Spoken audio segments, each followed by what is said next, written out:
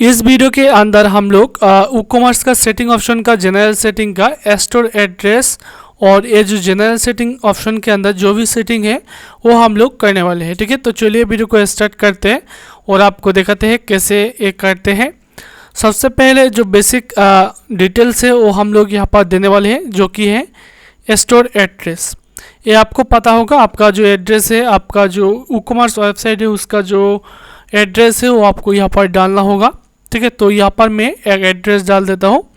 तो मैं एड्रेस को यहाँ पर लिख के रखा हूँ, तो इसी को मैं कॉपी कर देता हूँ यहाँ से, और यहाँ पर मैंने एड्रेस को डाल दिया है। और यहाँ पर सेकेंड एड्रेस के अंदर अगर आप लोग एक ही लाइन में एड्रेस कवर नहीं होता तो आप लोग सेकेंड एड्रेस को यूज़ कर सकते हो। तो मैं यहाँ पर सेकेंड एड्रेस को यहाँ पर यूज़ कर देता हूँ।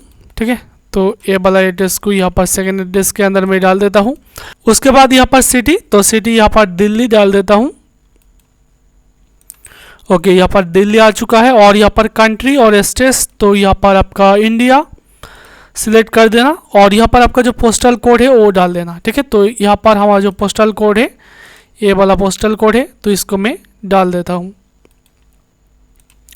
ओके, पोस्टल कोड भी मैंने यहाँ पर डाल दिया।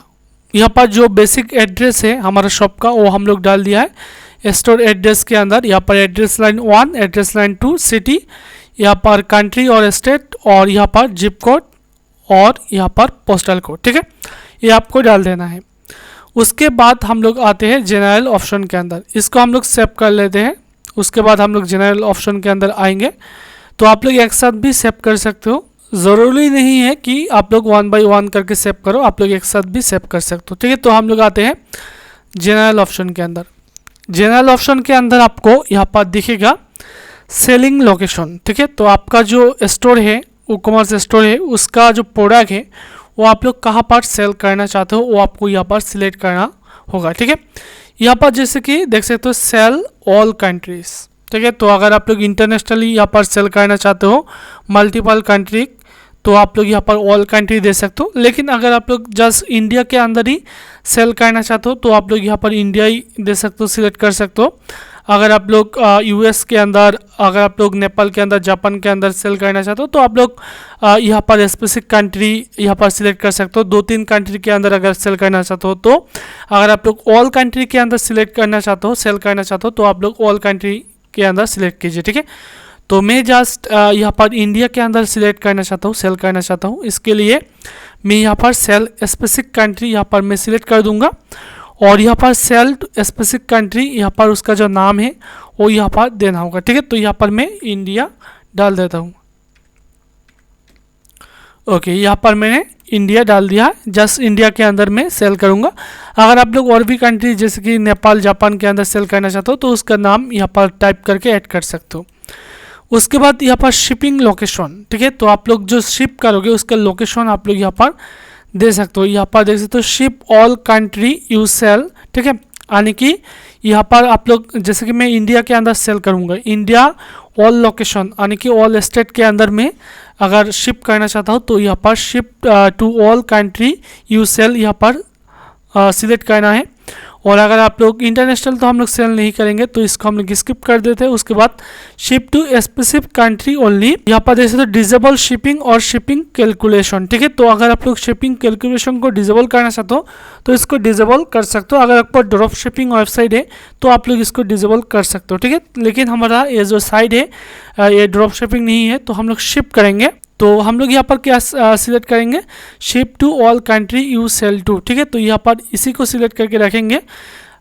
उसके बाद यहाँ पर डिफ़ॉल्ट कस्टमर लोकेशन, तो डिफ़ॉल्ट आपका जो कस्टमर है उसका लोकेशन क्या होगा वो आपको यहाँ पर सिलेक्ट कर देना है। नो लोकेशन बाय डिफ़ॉल्ट दे सकते हो। Default country reason geolocate with catching support. ठीक है, तो हम लोग यहाँ पर नो डिफ़ॉल्ट लोकेशन देते हैं। उसके बाद इनेबल टैक्स। ठीक है, तो आपका जो प्रोडक्ट है उसके अंदर टैक्स तो रहेगा ही, तो हम लोग इसको इनेबल कर देते हैं क्योंकि हम लोग टैक्स भी यहाँ पर कलेक्ट करने वाले हैं। तो इनेबल टैक्स इसको मस्ट इनेबल करना ही है। उसके बाद इनेबल कूपन, तो अगर आप लोग आपका जो प्रोडक्ट है उसके अंदर कूपन वगैरह देते हो तो इसको इनेबल कर देना।